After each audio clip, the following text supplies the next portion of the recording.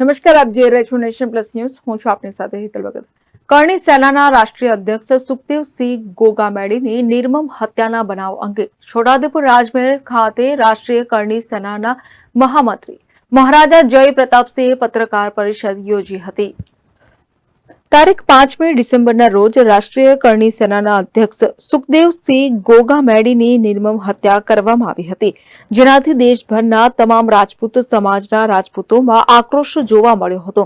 જે અંગે છોટાઉદેપુર રાજમહેલ ખાતે મહારાજા જય પ્રતાપસિંહે પત્રકાર પરિષદ યોજી તેઓની હત્યાને વખોડી રાષ્ટ્રીય અધ્યક્ષ સુખદેવસિંહને શ્રદ્ધાંજલિ આપી હતી.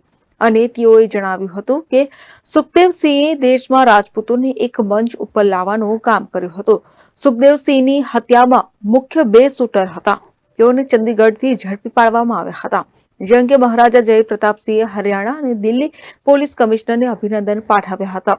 સાથે જ હત્યારાઓની કડક પૂછપરછ કરી આ હત્યા પાછળ કોનો દોરી સંચાર છે અને મુખ્ય હત્યારા કોણ છે તેની તપાસ કરી તેઓની ધરપકડ કરી જાહેરમાં સજા આપવાની માંગ કરવામાં આવી હતી.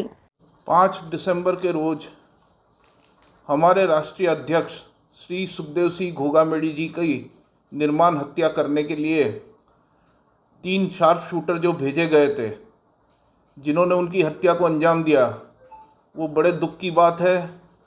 आज पूरा राजस्थान, पूरा भारत इस किस्से को लेकर काफ़ी शौक में है और इसको वखोड़ रहा है.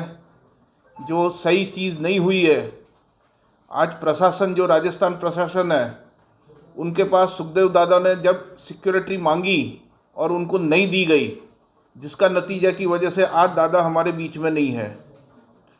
सुखदेव दादा एक ऐसे व्यक्ति थे जो सारे समाज को लेकर साथ में चलते थे. गौ माता के लिए उन्होंने राष्ट्रीय दर्जा मांगा था. सब लोगों के लिए, जितने भी समाज है उनके लिए आंदोलन करते थे. अगर किसी के साथ कोई गैर वर्तन होता था, जाके पहले वो खड़े हो जाते थे.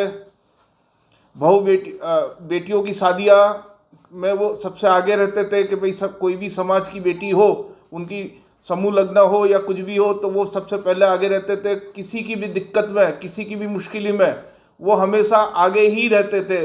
आज वो व्यक्ति को जब किसी ने निर्माण हत्या करी है तो उसको मैं तो खुद उसके अगेंस्ट में ही हूँ और वखोड़ रहा हूँ, और सारा समाज भी और सारे जितने भी हिंदू लोग हैं वो सभी इसके पीछे लगे हुए.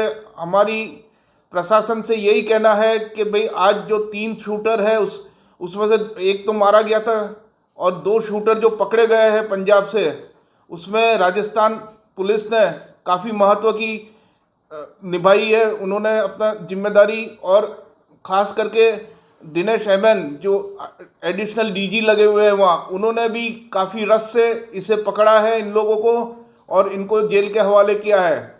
हमारा सबका यही मांग है कि सुखदेव दादा के जो भी हत्यारे हैं उनको कड़ी से कड़ी पूछपरछ करो, उनका 3rd डिग्री रिमांड लो, और इसके पीछे कौन मेन आदमी है उसको पकड़ के सारी जनता के सामने उसको बेनकाब करो और उसको सरेआम बीचों बीच फांसी दो, ताकि ये अंजाम किसी को दूसरी बार कोई करने की हिम्मत करे नहीं. ये सारे समाज की मांग है. और हमारे को सही में देखे तो आज हमने जो सुखदेव सिंह जी को खोया है वो हमारे लिए बहुत दुख है, क्योंकि आज वही हमारे प्रेरणा ने ये थे, और हमारे को आगे करने वाले सुखदेव सिंह दादा को आज हम खोए, और उसके लिए बहुत दुख है. और उनके सारे परिवार को भी मेरी तरफ से उनको श्रद्धांजलि है. और सुखदेव दादा आज जैसे आदमी आज दोबारा नहीं आएंगे, लेकिन जिन्होंने ये किया है उनको कड़ी से कड़ी सजा मिले, सरेआम फांसी मिले, ये हमारे समाज की मांग है. कमागणी, जिस प्रकार आपको पता है कि 5 दिसंबर को हमारे राष्ट्रीय अध्यक्ष श्री सुखदेव सिंह जी गोगामेडी की निर्मम जो हत्या की गई थी, इस हत्याकांड के अंदर पूरे राजस्थान के साथ साथ संपूर्ण भारत के राजपूत, सरस समाज और क्षत्रिय युवाओं के अंदर जो आक्रोश पैदा हुआ था, उसको लेकर कि एक ऐसा व्यक्ति जिन्होंने पूरे राजपूतानों को जगाने का काम किया था, चाहे फिल्मों के माध्यम से जो हमारे इतिहास के साथ छेड़खानी की गई थी, चाहे हमारे आरक्षण को लेकर जिस प्रकार से सुखदेव सिंह गोगामेडी साहब ने एक आह्वान के पीछे हजारों लाखों युवा साथियों को खड़ा करके साथ में चलने वाले व्यक्ति की इस तरीके हत्या कर दी जाती है। आज आदरणीय महाराजा साहब के नेतृत्व में माननीय गृह मंत्री जी और प्रधानमंत्री नरेंद्र मोदी जी को हम ज्ञापन देने का एक पत्र जारी करने वाले थे, लेकिन सुबह हमें सूचना मिली कि चंडीगढ़ के अंदर जो 2 शूटर थे उनको अरेस्ट कर लिया गया है।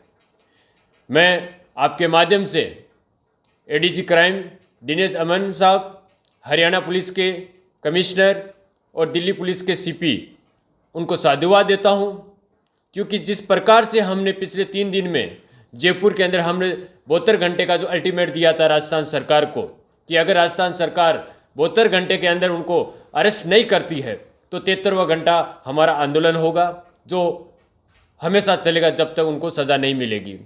आदरणीय गोगामेडी साहब की धर्मपत्नी शीला शेखावत भाभी साहब से हमने संपर्क किया तो उन्होंने कहा कि 72 घंटे का समय दिया, देखते हैं क्या हुआ। लेकिन अच्छा हुआ कि कानून व्यवस्था को संभालते हुए जो 2 शूटर गिरफ्तार हो गए हैं। अभी हमारा मेन मुख्य यही मुद्दा है कि जो शूटरों को गिरफ्तार करने के बाद उनसे कड़ी पूछताछ की जाए, इसके पीछे कौन है, चाहे वो दुनिया के किसी भी कोने में हो, शासन प्रशासन उसको पकड़ के लाए। इंडिया में पूरा राजपूताना, सर्व समाज, 36 कौम के भाई लोग इस आंदोलन में शामिल है। ये ना समझे कि ये राजपूतों का नहीं, सुखदेव सिंह गोगामड़ी हर उस गरीब के लिए लड़ता था, हर उस अनाथ के लिए लड़ता था, हर उस युवा के लिए लड़ता था जिसको शासन प्रशासन ने वंचित कर दिया था। जहाँ कहीं सुनवाई नहीं होती वहाँ सुखदेव सिंह गोगामड़ी सुनवाई करते थे। इसलिए हमने एक ऐसे व्यक्ति को खोया जिसने हमें चलना सिखाया, जिसने हमें लड़ना सिखाया, हमें बोलना सिखाया। कहते हैं ना कि महाराणा प्रताप जैसे वीर योद्धा हमारे देश के अंदर जन्म लिए थे, उन्हीं का एक अंश सुखदेव सिंह गोगामेडी था। इसलिए मैं आपके माध्यम से शासन प्रशासन से अपील करता हूं कि जिन शूटरों को अरेस्ट किया है उनसे कड़ी से कड़ी पूछताछ की जाए, किसी भी प्रकार की कोई लालसा दिशा न दिखाए, कड़ी से कड़ी 3rd डिग्री उनको चार्ज देके उनसे पूछताछ करे और उसके पीछे जो मुख्य आतंकवादी जो है, हम आतंकवादी कहेंगे सब, क्योंकि हमारे भाई को हमने खोया है, वो आतंकवादी को हिंदुस्तान के किसी भी कोने में है उसको लाए और सरेआम फांसी के सजा दे, जिससे हमारा कोई भी युवा आगे ऐसा क्राइम ना करे। Rehan Patel, nation plus news, Chhota Udepur. સમાચારોનો સતત અપડેટ મેળવવા માટે અમારી નેશન પ્લસ ન્યૂઝની યુટ્યુબ ચેનલને સબસ્ક્રાઇબ કરો, બેલ આઇકન દબાવો અને ફોલો કરો ફેસબુક, ઇન્સ્ટાગ્રામ અને ટ્વિટર પર।